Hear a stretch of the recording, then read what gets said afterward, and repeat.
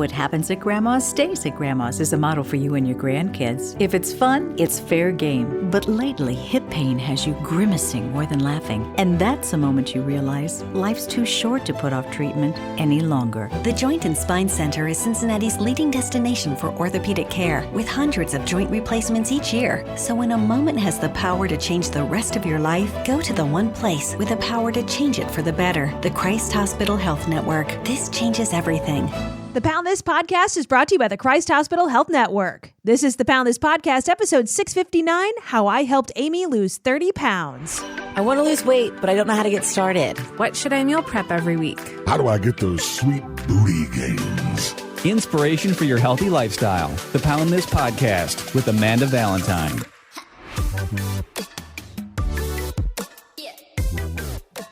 Thank you so much for listening to the Pound This Podcast. I'm Amanda Valentine. My very nervous guest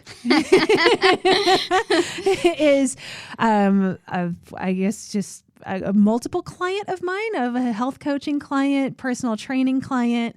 All of the above. Yeah, I mean, I've got to say, so thankful of just such a big supporter of me and the things that I do. I think that you're amazing for that. Amy, welcome to the podcast. Everyone, meet Amy. Thank you. So we've been working together. You hired me to be your health coach virtually in September, even though we both live on the west side of Cincinnati. So correct. But through COVID and everything. And then you've been training here at the gym, 2 months now? A little bit before. 3 months. That was one of your early ones. So how long have you been here? Oh my God. It all blends because it was so much of shadowing and practicing until I actually... It's been at least a couple months, I would say. Yeah, I have to go back and look at my notes. I probably should have prepared more for this. You and me both. You're fine. So, I mean, as of this moment, you're down 30 pounds. Yes. Yay! Which we'll get to that in here in a second. But before we get to where you are now, which FYI, we just got done training. So yes, I'm still sweaty. And to come into our podcast recording studio at the gym. So for everyone listening, give me some backstory about you as far as your health, fitness journey goes, wherever you want to begin. So actually growing up, I was always super thin, probably more than super thin. And then weight started creeping up college, getting married, and then I had twins, and I didn't really gain a lot of weight with them, but it just I was never skinny, so to speak, skinny again.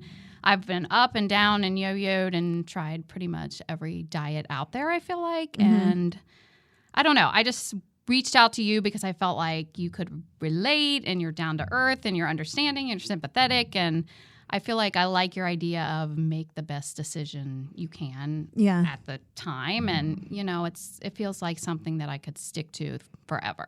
It's not crazy, you're always telling me I don't eat enough is my problem. Yeah, right. Well, what are the diets that you tried before, and what was your success rate? When I lost the most weight, I probably just was not eating hardly anything. It was bad. I did it because we were going on a trip, and it was I lost 60 pounds. And as soon as the trip was over, it just all went back on and then some. So, but I've done Weight Watchers and I've tried keto, and I don't know. I just, as you know, I have all the things to help me. I have the, all the whatever to make it work. I just need the motivation. I mean, yeah, because you've got Peloton, you have things that to work out at home, and I mean that's everybody. I mean, really, I mean, I need the accountability. Yeah. So that's what you have been there for. Every week, I had to check in with you, even when it was on the phone, and you watched my FitnessPal and my weigh-in and my lovely pictures and all that good stuff. Yeah, but you're doing so awesome. I mean, it's been slower lately. It's it seemed easy at first, which I would never say losing weight is ever easy, but I seemed like I was more focused at the beginning. I need to get more buckled down. Well, and we also discussed this. I mean, we discussed this today during the workout and on Monday when you were here, of that. Because, I mean, you are coming into the gym now and you're you just were doing deadlifts upstairs with the Hex bar. So you're doing a lot of strength training.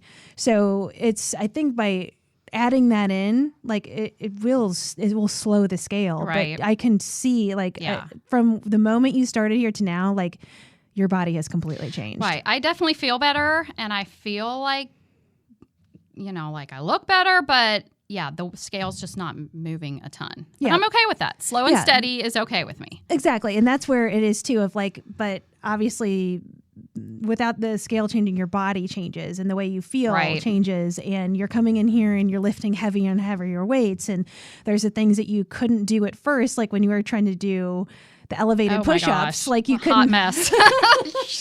You were all falling apart, and then not only did we nail those down, then I made them harder, and you got those done. Yeah, and it takes me a minute. But I mean, it takes everybody a minute. Right. You know what I mean? So that's one of those things too, where I think so many people are spooked out about, one, they think about getting bulky and stuff like that, of lifting in the gym, but also because the weight doesn't just fall off like it does at first when you're just doing cardio and you're focusing on diet. Like, I mean, those are all really great things, but that it'll motor off you if you're really vigilant on it for a while. But then lifting the weights, if you start out with that, then it does go a little bit slower, because if you're deconditioned and you haven't lifted weights or exercised, done any strength training in a while, then you're going to be building muscle, and the scale is not going to move as much as your measurements and body, just like your body composition, and then how you feel. Right. So, and one of the things that you do too, which I think is super helpful, where you're not a meal prepper, but like that you get Freshly, which is a meal prep service. Yes. So kind of tell me, like, using that and like how that works into your food plan. So I am in the real estate field. So I work, obviously right now, a ton of hours. So I don't have a ton of free time. I'm either working or sleeping pretty much. So I get the Freshlies delivered once a week, and they're basically my dinner.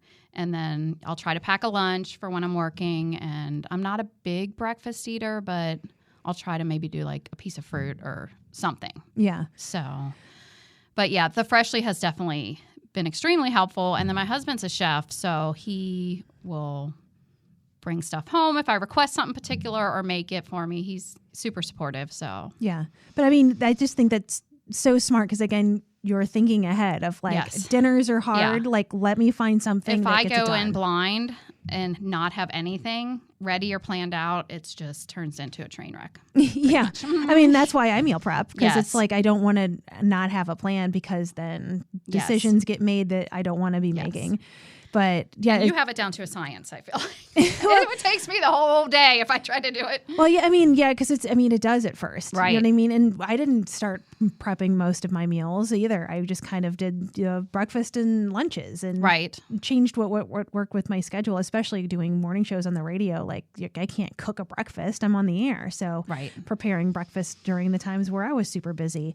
But yeah, I mean, the only thing with yours is because you're so busy. I mean, so stress plays a role, sleep plays a role. Exactly. And then also because you're in your car so much, of thinking about, that's where, I can't have a gallon of water. And all that stuff. So there's so many workarounds. But the thing is, though, it's with all of those and trying to figure out where, we were talking about getting your calories up a little bit, of like, just have some nut butter with something. Right. Like, there's easy ways to crank your calories up just a little bit to get things up. And so, just with your super busy lifestyle and where you're at, to still be down 30 pounds at this point, your body is looking different. And then, I mean, tell me how you feel. From the end of August. Oh, girl. Before we started, I feel so September. much better. I feel like I have way more energy and just more confidence. And yeah, I feel 100 times better. And that's only 30 pounds. So I'm like, what could it be? It's great. It's so helpful. Yeah. And I love that, like, you're an appointment now. You're 2 days a week. I have to go. And then we've been going to Schlottie's, and I love that. And that's on my calendar once a week. So it's been good to have that time locked and loaded. And I work you in as an appointment. Yeah. So, well, the same thing. You're still going to HealthPlex too and working out with your husband? If I can squeeze that in. Yeah. Okay. I try to do that like Tuesday, Thursday. Okay. So, but yeah, again, it's just making the time where you are. I mean, you're just showing me your calendar. It's you're all over the place. And I think that's just such an important message when it comes to changing to a healthier lifestyles, you have to like write yourself in. Schedule yourself. Yes. Yeah, we were just talking about that. For me, I give myself no time off, and I'm getting at a point where it's like, no, I have to book it. And then even this week, my workouts have been like just way off because it just got my calendar filled with all this other stuff. And I'm like, no, I have to make me a priority in here. And I need to schedule my workouts. I need to schedule some time off because those are just the things that you have to do to make this work. Right.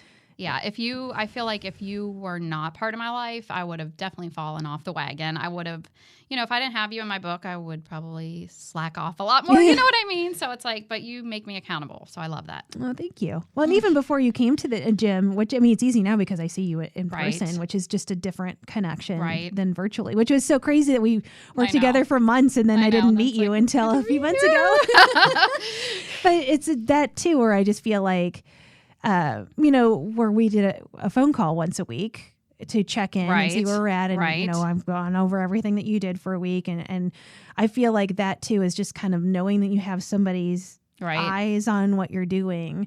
And we've kind of laxed off that, but I feel like I see you twice a week. So yeah. And I mean, I still look at what you're doing and, then I know what your weights and measurements are. And we not only do that at home. But then we've done that here at the gym, and it's just, having those conversations and it's just so helpful for me too, to be able to see like how your body is moving and the way you can exercise. And that's where the virtual thing is great. Right. But it's just, I mean, I don't think anything could beat in person, especially when it comes to, specifically like the exercise portion of it, where where you're telling me your shoulders because you're always on the computer and you're driving a lot. And so it was kind of like, let's get some stretches and open it up. I'm not going to start throwing shoulder press on you and make it worse. So then like, how can we get to the point where you said that your pain was like half of what it was in your shoulders? I'm like, okay, so now like what we did today, we did some Arnold press, where you're working your shoulders now and you can do it without pain. And